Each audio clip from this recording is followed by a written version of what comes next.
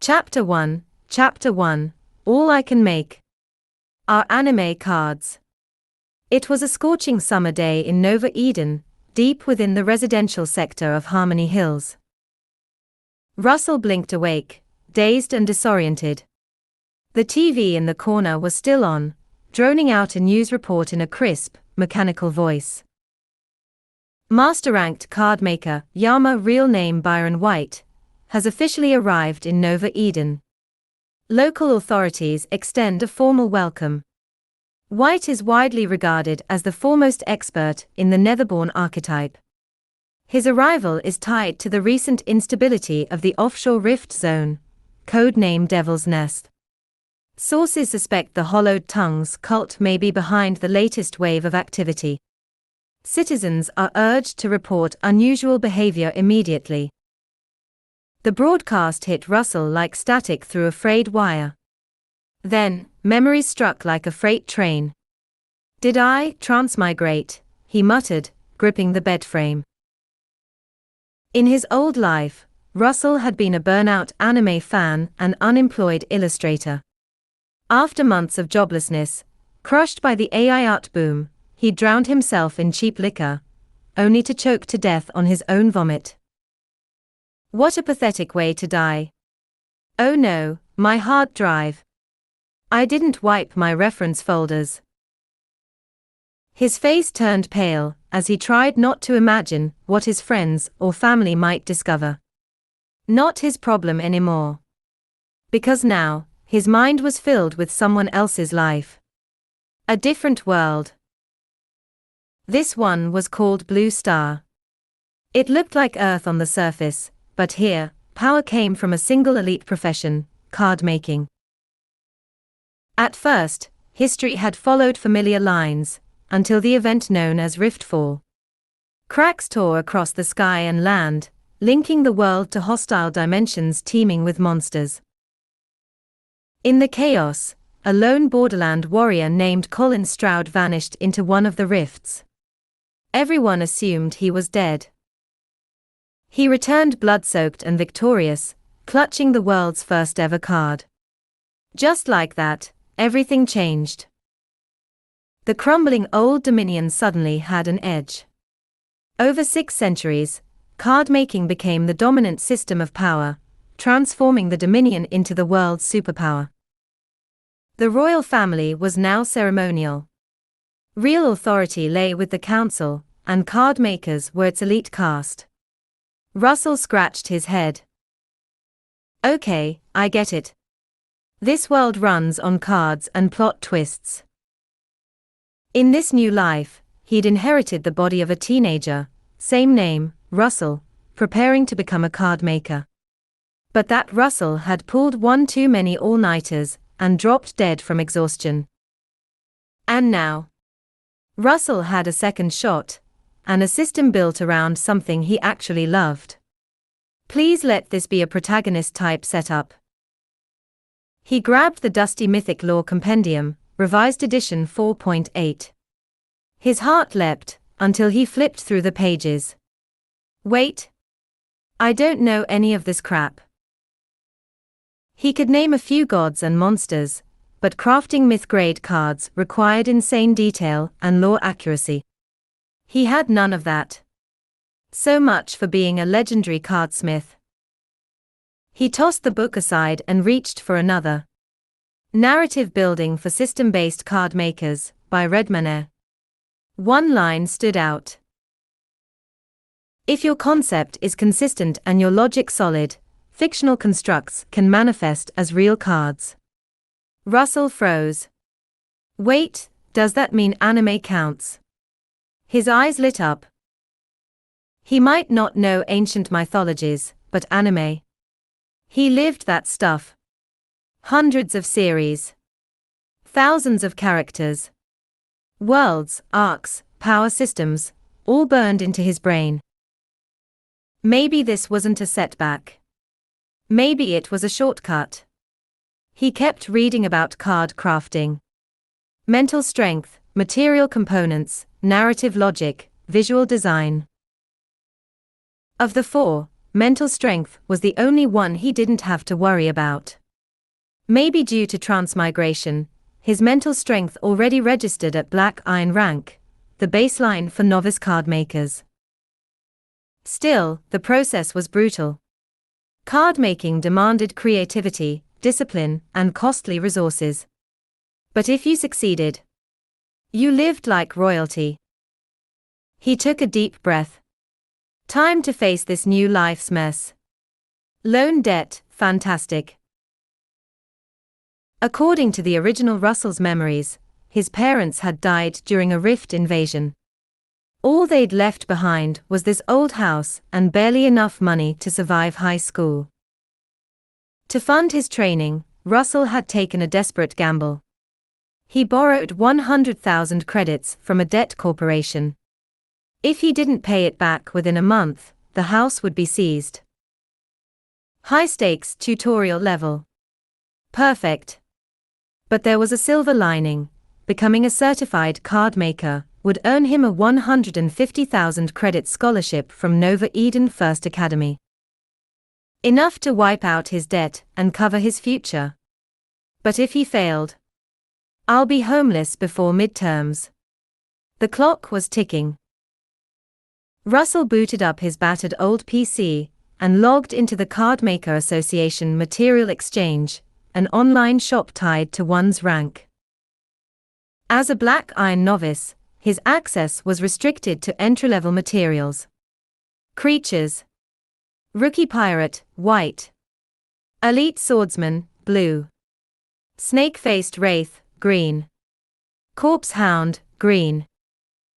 New Spirit, blue. Avenging Shade, green. Equipment. Katana, green. Runesteel Armor, blue. Curved Saber, green. Basic Training Gear, white. Russell drummed his fingers. He needed a working card, fast. Then his eyes lit up. I think I've got it. He added to his cart. Elite Swordsman, blue. Avenging Shade, green. Katana, green. Blank card template. Total, 92,500 credits. Painful, but manageable. He grit his teeth and clicked confirm purchase. Let's go. All or nothing. As the transaction processed, a strange emptiness washed over him. He leaned back and shut his eyes, prepping for what came next. Half an hour later. Tap. Tap. Tap. A snow-white bird with an oversized head pecked at the window. A small messenger bag hung from its neck. What the hell? A cuckoo courier, according to memory. A white tire support creature used for city deliveries. Russell opened the window. The bird plucked out a sealed envelope and held it out with its beak. Then it pecked a button on its bag. Please confirm the delivery, chirped a cheerful female voice. He checked the contents. Elite Swordsman, blue. Avenging Shade, green. Katana, green. Blank card template. All here, Russell said. He reached to pat the bird. It jumped back and pecked another button. Please do not touch delivery personnel during active hours. With a huff, the bird flapped away. Russell watched it vanish over the rooftops, a small smile tugging at his lips. He'd seen it now, magic, power, real cards in motion. This wasn't a dream. It was reality. All right then, he said, eyes gleaming. Let's make my first anime card. Chapter 2, The Demon Hunter.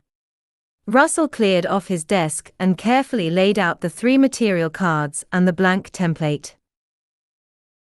In this world, card makers could forge many types of cards, creature cards, equipment cards, and more complex formats like chain cards and legion cards.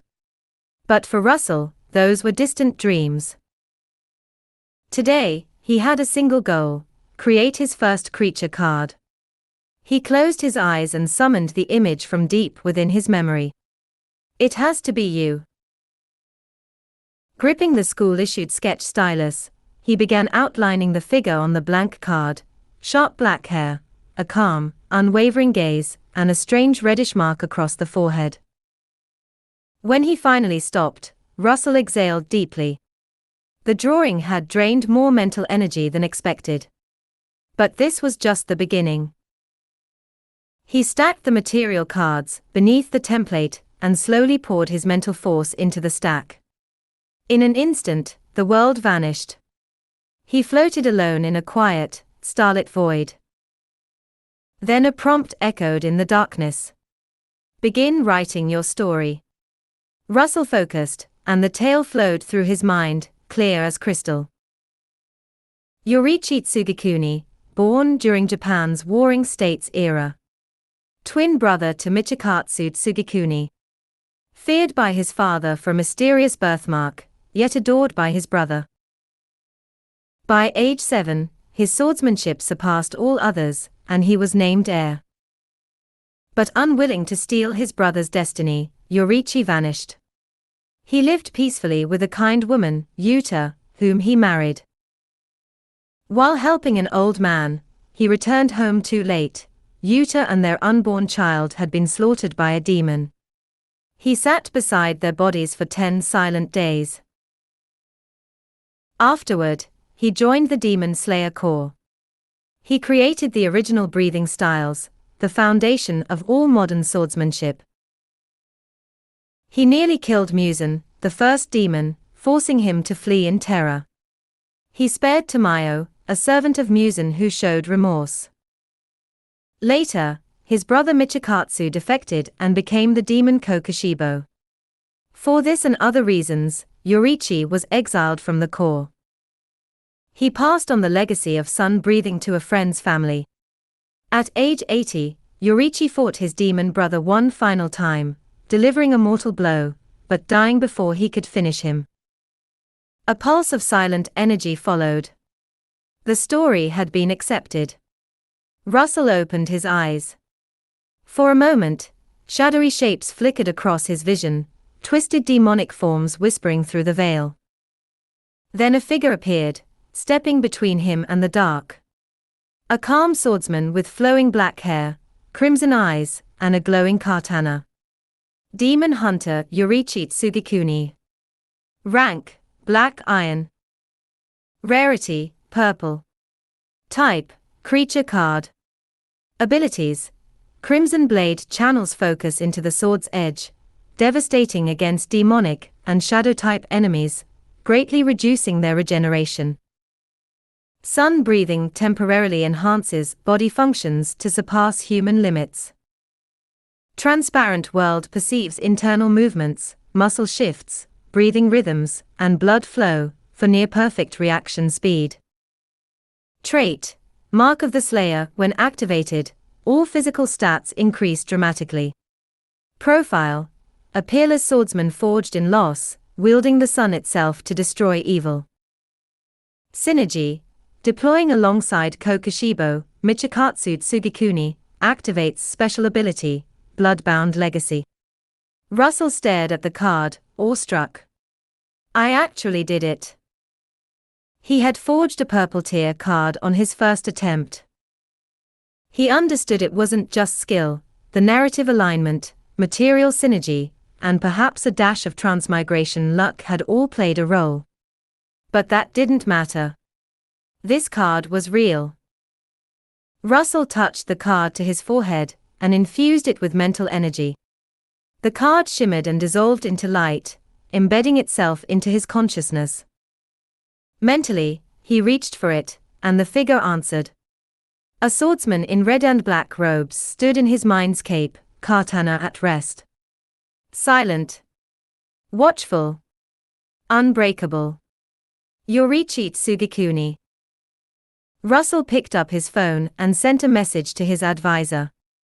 To Mr. Willis. Message: Sir, I made a card. Purple rarity, photo attached. At that exact moment, Mr. Willis nearly spilled his coffee. Purple. Is he serious? Even students in the top class at Nova. Purple. Is he serious? Even students in the top class at Nova Eden First High only needed a blue tier card to qualify. For an average student like Russell to claim purple was nearly unthinkable. He typed cautiously. Are you sure? If you fail the verification test, you lose your certification chance permanently. I'm sure, Russell replied. I'll take the test first thing tomorrow. Willis exhaled and nodded to himself. All right. Come find me after morning announcements. If you pass, welcome to the elite track. Russell placed the phone down and finally let the tension in his chest ease. He turned again to Yorichi, still quietly standing in the corner of his mind. This is it, he whispered. My first step. Then the emergency broadcast flared to life from the still humming TV. Warning sign hash alert. Rift Zone Devil's Nest has entered critical instability. All residents near Sector 7 must evacuate to designated shelters immediately. Repeat. Critical instability in Devil's Nest. Seek shelter now. Russell's eyes narrowed. Of course something had to go wrong. And just like that, his peaceful evening was over. Chapter 3, The Devil's Nest Unleashed. A shrill, high-pitched alarm pierced through the room, rattling Russell's nerves. He rushed to the window. Everything outside was cloaked in a suffocating fog. From within that haze, distant but unmistakable, came the sound of inhuman howls. The emergency broadcast looped on the TV, its synthetic voice urgent, while hurried footsteps filled the hallway outside. Opening the door, Russell saw his neighbors pouring down the stairwell in tense, but orderly fashion. Across the hall, an older woman spotted him. Russell. Come on, hurry, she cried, grabbing his arm. Drawn into the flow of evacuees, Russell followed the crowd. He noticed how composed they were. Nervous, yes, but not panicked. They'd done this before. In this world, rift incursions were part of daily life. People had learned to adapt. As they reached the gates of the Harmony Hills housing complex, a loudspeaker crackled overhead. Warning sign hash rescue card makers have been deployed. Citizens are advised to remain calm and await assistance. But the fog pressed in from all directions, thick and unnatural. No one dared step beyond the gate. They all knew the truth, rift spawn could only be fought using cards, and only trained card makers had the power to resist them. Ordinary people were defenseless. Even white tire cards, like a courier chickens used for mail, required baseline card-making talent. Most citizens barely had that. Murmurs of unease rippled through the crowd. This was a large residential zone. Too large. Would the Cardmaker Association arrive in time? And this wasn't just any rift. This was the Devil's Nest, the largest, most unstable zone in the entire region. Suddenly, a scream rang out from the far edge of the crowd. Monsters! They're here, rift spawn from the Devil's Nest. Dozens of glowing red eyes appeared in the mist. Someone near the front reacted fast. Go! Hound Patrol! With a flick of his hand, a young man activated a card. Hound Patrol, white tire creature cart summons a random trained canine. A sleek German shepherd emerged, teeth bared and ready. Take them down, the man shouted. The dog bolted into the mist. At first, snarling, barking, snapping. Then a sharp yelp. Silence. The crowd fell still. The card user went pale. A child began to cry. Where are the card makers? They only care about protecting the rich. I don't want to die. Mom? Mom, where are you? And then the creatures stepped into view. 7 galfiends, skeletal beasts with warped limbs and gore-slicked jaws. 3 still had chunks of flesh hanging from their fangs. Russell's breath hitched, but he didn't panic. His inherited memory told him everything he needed to know. Galfiends were low-level rift spawn. Any competent card maker with decent materials could take them out. What worried him wasn't what he saw.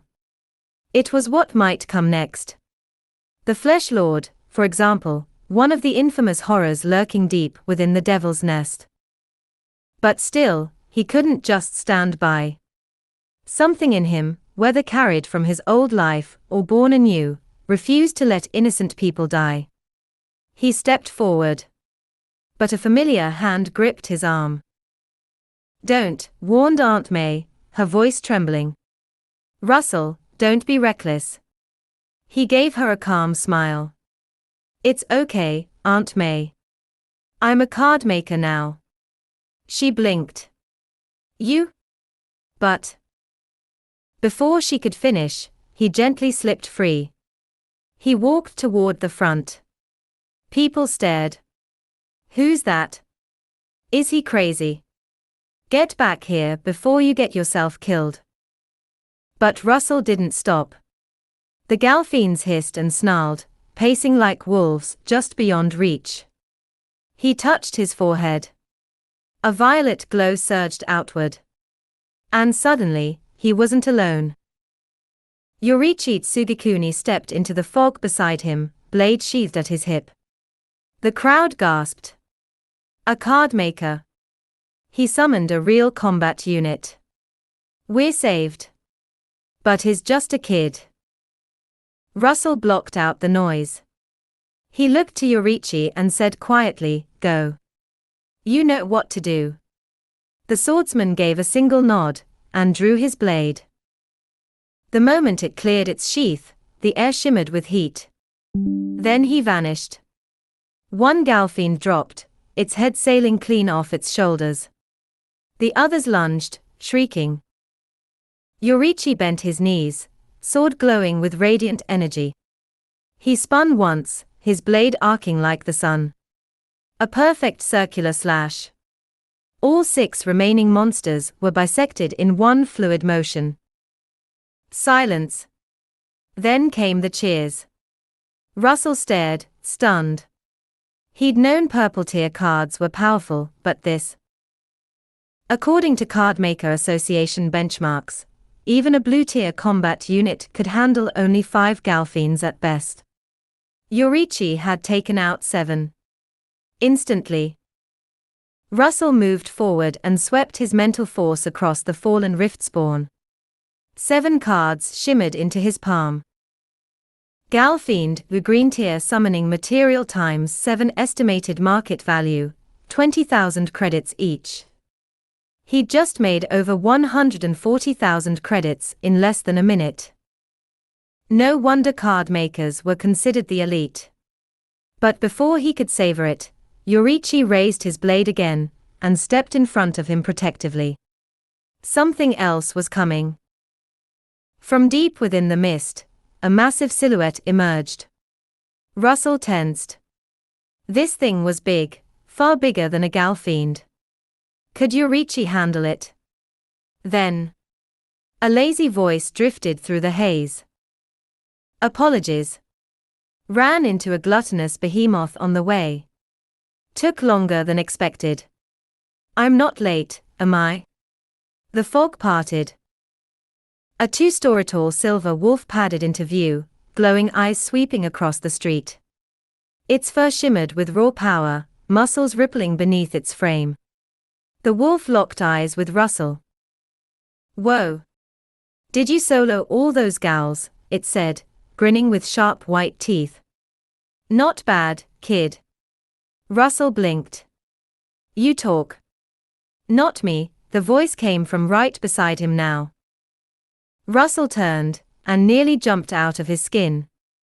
A man in a ridiculous floral shirt, beach shorts, and flip-flops was standing next to him, casually sipping from a bubble tea.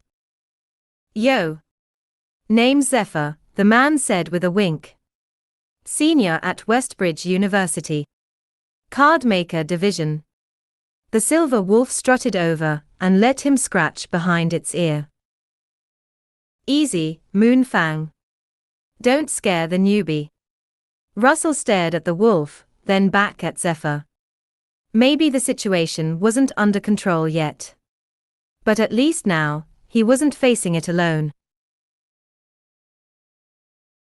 Chapter 4, The Judge of Shadows. New Metro First High, Russell, he said, breathing a sigh of relief as he saw the official insignia on the newcomer's uniform. It was a card maker from the association.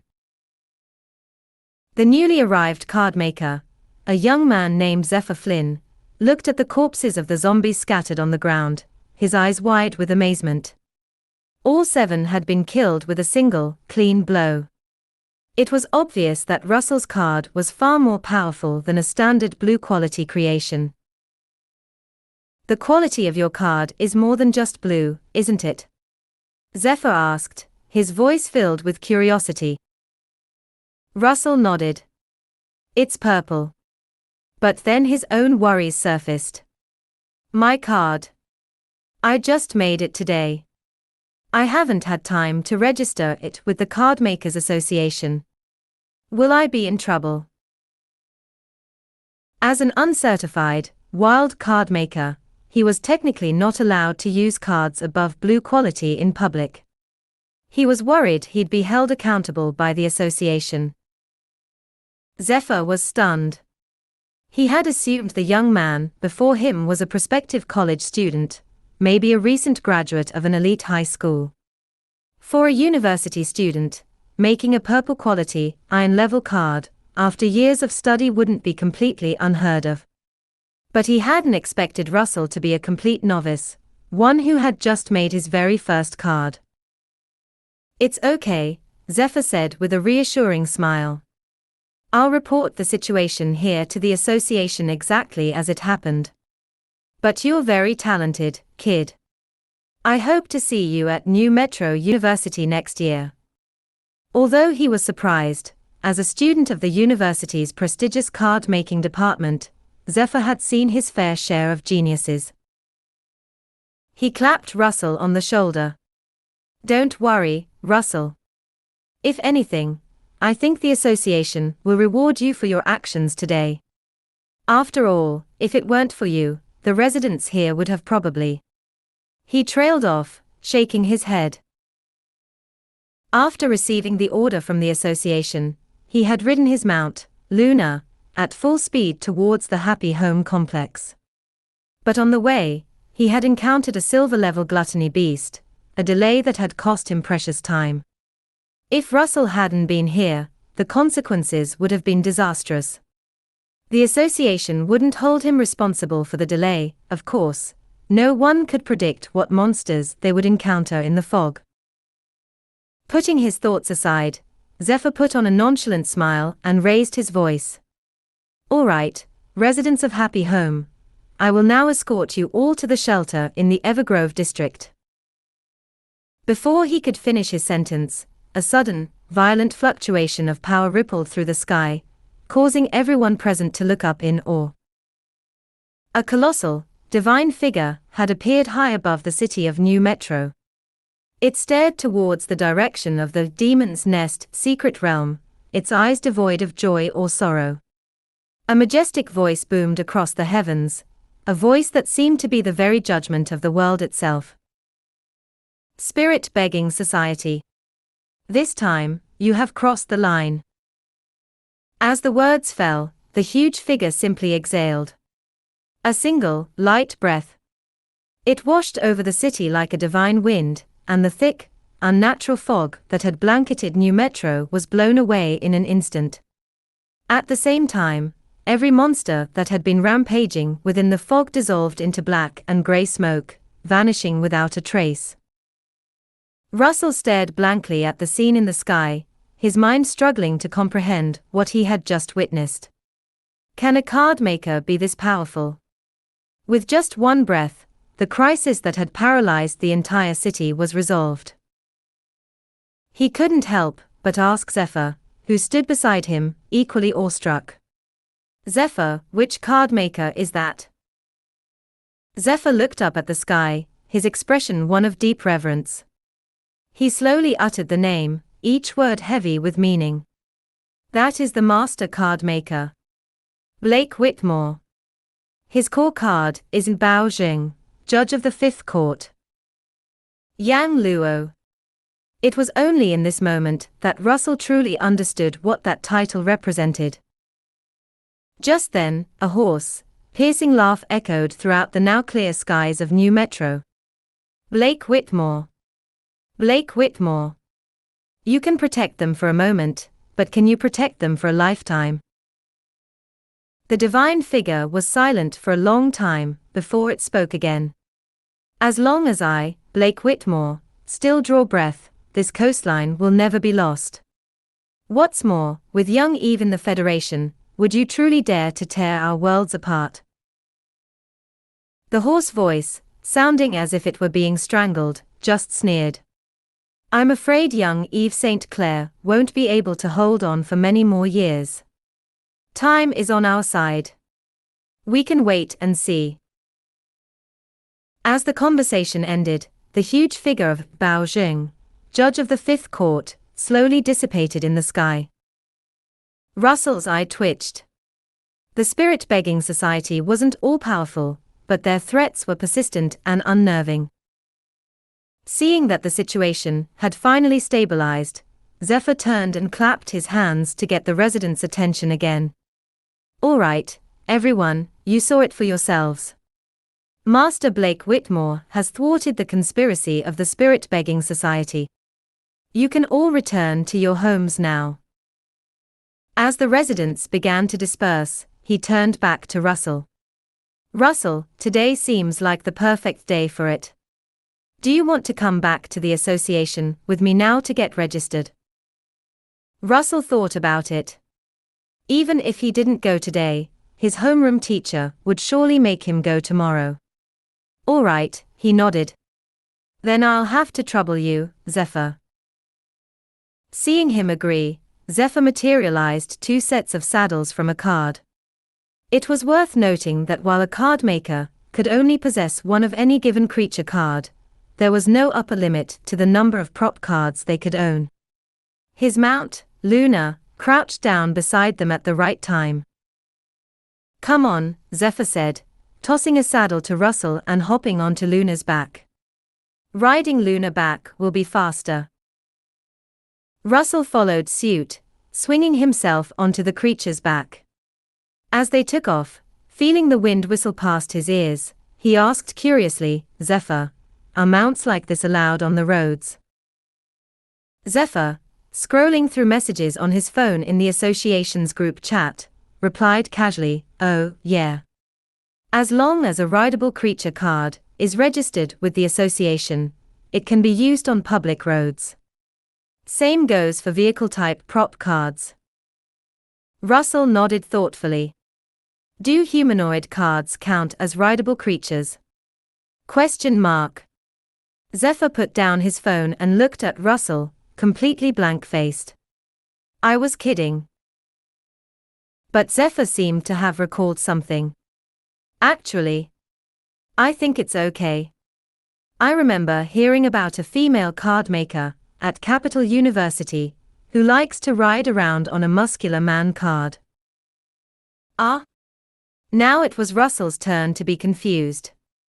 He had genuinely just been joking. Feeling that this was a dangerous topic to pursue, Russell quickly changed the subject. "Zephyr, how do you think the association will deal with me?" Zephyr just shook his phone. "I've already reported the situation. They just told me to bring you back first. Is it too late for me to get off now?" Zephyr was amused. "Don't worry. If they wanted you in custody, I'd have you in custody now." If his order had been to control Russell, he wouldn't have been so gentle.